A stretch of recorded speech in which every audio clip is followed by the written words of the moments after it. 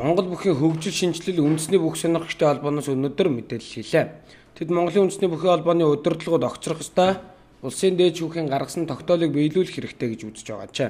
Нэгдүгээр гол мэдэгдэх ёстой зүйл бол манай үндэсний бүх сонирхогчтой холбоо бол хэн нэгний захиалгаар тухайлбал үндэсний бүхийн бүхийн өргөөний хувьчлалын асуудлаар зарим хүмүүс шүүхтэд явж байгаа. Тэр хүмүүсийн гар хөл болж байгаа гэж бас зарим хүмүүс харж байгаа.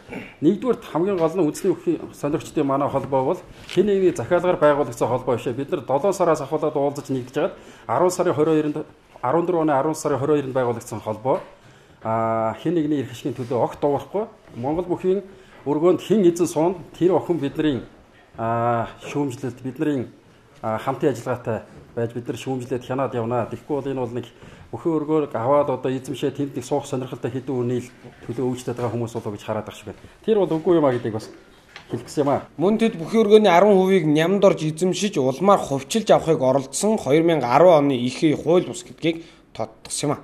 Ер нь бидний шүүмжлэх гээд ингээ Монгол бүхэд тулгамдаад байгаа энэ яригдаад байгаа асуудлууд ер нь өнөөдрөөс 12 жилийн өмнө аль 2002 оноос эхэлсэн зүйл юм а.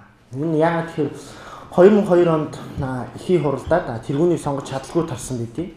Тэгээд энэ Иргэжибүүгийн нэмд орж гэж хүний тэргүүний ажиллах сонгуульт хугацаа 2002 онд дууссан байна.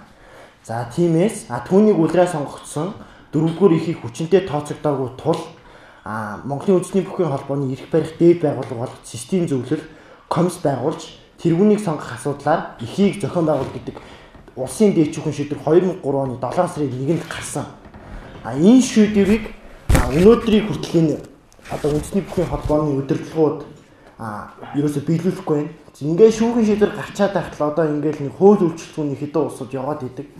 Тэгээл нэг Монгол бүхийн энэ устгаж болохгүй дархлааны энэ асуудлыг чинь нэг цөөхөн хитгэн яриа шийдэж яваад байж болохгүй шүү дээ. Энэ чинь энийг ч ихий гэдэг зүйлээрээ хэлэлцээд өнөөдөр Монголын үндэсний бүхийн холбооны ихий гэдэг зүйл сүүлийн 12 жилийн хугацаанд нэг ч хуралдаагүй.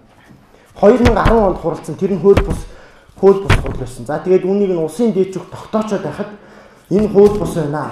Монголын үндэсний бүхийн холбооны ихийг цэсний зүйл хуралдаж шийдвэрлэх ёстой байтал тэргүүлэгч хуралдаж шийдвэрлсэн. Энийг хүчингүй болгочоод байхад өнөөдөр тэр 2010 онд болсон ихээс гарсан ихээр батлагдсан тэргүүлэгчид өнөөдрийг хүртэл хуралцаар байна. Өнөөдөр тэр тэргүүлэгчдээс гарсан бүх шийдвэрүүд хүчингүй. Улсын зан амгаа гамболд улсын начин Дулам-сүрэн нарыг 2010 оны их хурлд оролцуулаагүй улмаар нямдуржийн эсрэг үзэл бодолтой гэсэн шалтгаанаар 45-аас дээш насны улсын цолтой бүхчүүдэд олгодог хишгийг хассан гэж мэдэгдсэн юм а.